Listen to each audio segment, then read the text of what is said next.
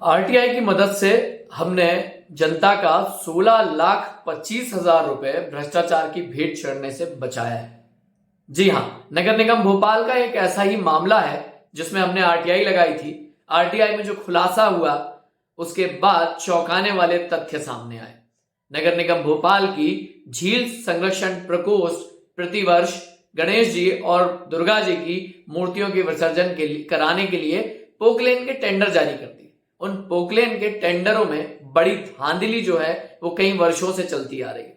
यानी कि नगर निगम भोपाल ने भ्रष्टाचार करने के लिए देवी देवताओं की प्रतिमाओं को भी नहीं छोड़ा है।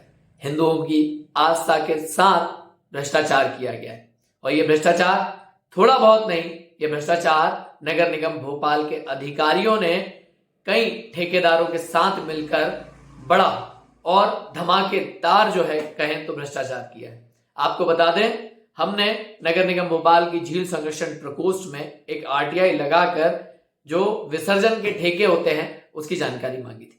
जानकारी में चौंकाने वाले तथ्य जो हैं वो हमारे सामने आए हैं। जब हमने जानकारी मांगी तो सन 2020 में एक ठेका जारी किया गया था जो वीर इंजीनियरिंग वर्क्स को जारी हो गया था। उसमें पोकलेन मशीन को किराए पर लेने के लिए 3500 रुपए प्रति घंटे के हिसाब से पोकलेन मशीन लेनी थी और उसके लिए उसको ठेका जारी कर दिया गया था। जबकि नगर निगम भोपाल की ही वर्कशॉप शाखा जो है उन पोकलेन मशीनों को 2200 रुपए प्रति घंटे की दर से किराए पर ले रहा है। अब बता दें कि हमारी आरटीआई के बाद में क्या खुलासा हुआ और उसके बाद हमने कैसे 16,25,000 रुपए जनता के जो कर से दिए हुए होते हैं नगर निगम भोपाल को वो बचाए हैं।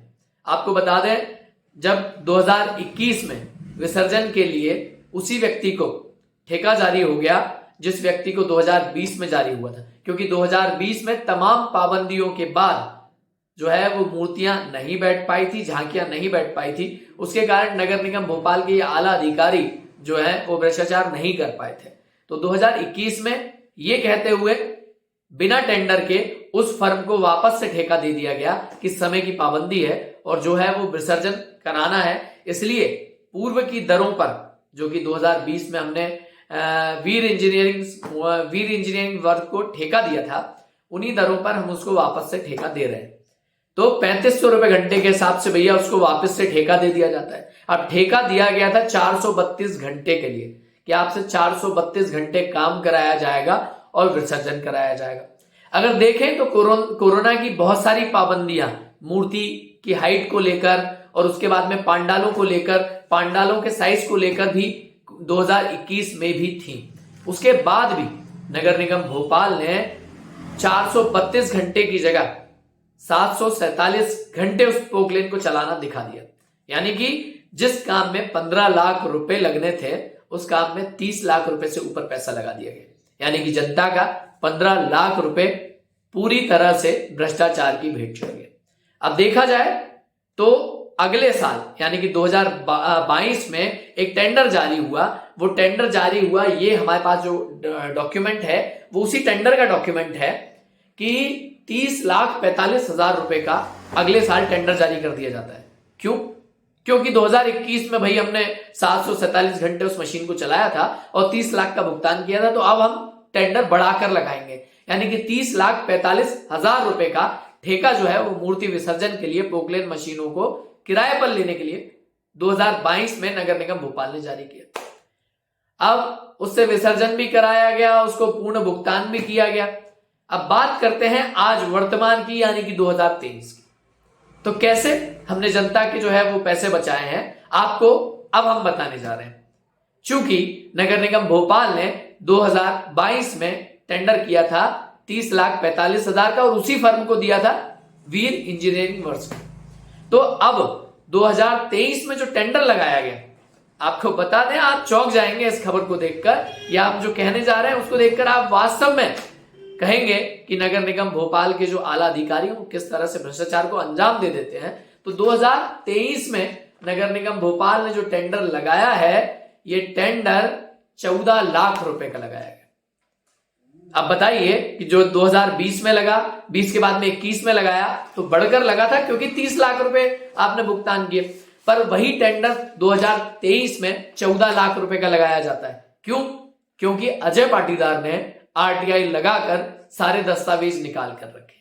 अगर एक्सपोज हो जाता है मामला तो नगर निगम के कई अधिकारी जो है वो सलाखों के पीछे आ जाएंगे। तो इस तरह से एक आरटीआई के माध्यम से हमने जनता के 16,25,000 रुपए बर्बाद होने से बचाए हैं।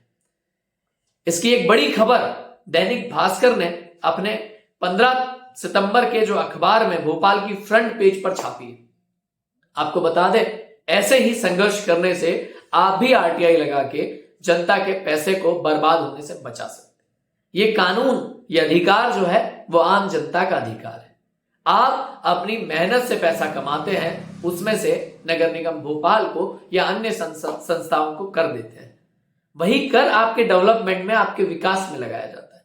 और यदि उसमें ही भ्रष्टाचार होने लगेगा तो कैसे आपका और आपके आसपास का विकास हो पाएगा।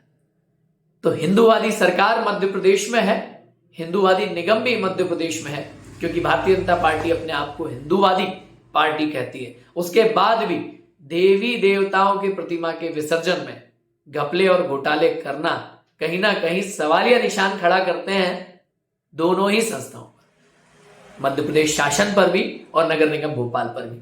बहरहाल इन सब के बीच नगर निगम भोपाल ने जो है, नगर निगम भोपाल के जो कमिश्नर है उन्होंने इस पर जांच बैठा दी है। एडीसी निधि सिंह जो आईएएस हैं, उनको इसकी जांच दी गई है कि आप इस मामले में जांच करें एवं तमाम तथ्य जो है वो सामने आए और उस पर कार्रवाई हो। बहरहाल हम 2014 से आज तक नगर निगम भोपाल में आरटीआई लगा रहे हैं और दस्तावेजों के साथ खुलासे करते आ रहे हैं, लोकायुक्त में शिकायत भी करते हैं, सारी चीजें होती है, पर कार्यवाही के नाम पर नगर निगम भोपाल में कुछ नहीं होता। नगर निगम भोपाल के वे ही अधिकारी जो लगातार भ्रष्टाचार करते रहते हैं, आगे भी भ्रष्टाचार करते रहते हैं। क्यों? क्योंकि वे एक लंबे समय से उसी पदों पर बैठे रहते हैं। अगर देखा जाए तो झील संरक्षण प्रकोष्ठ में आज संतोष गुप्ता जो है वो झील संरक्षण प्रकोष्ठ के प्रभारी हैं और वे कई वर्षों से झील संरक्षण प्रकोष्ठ में घोटाले और घपले करते आ रहे हैं। उसके बाद भी उन पर किसी तरह की कोई कार्रवाई नहीं हुई।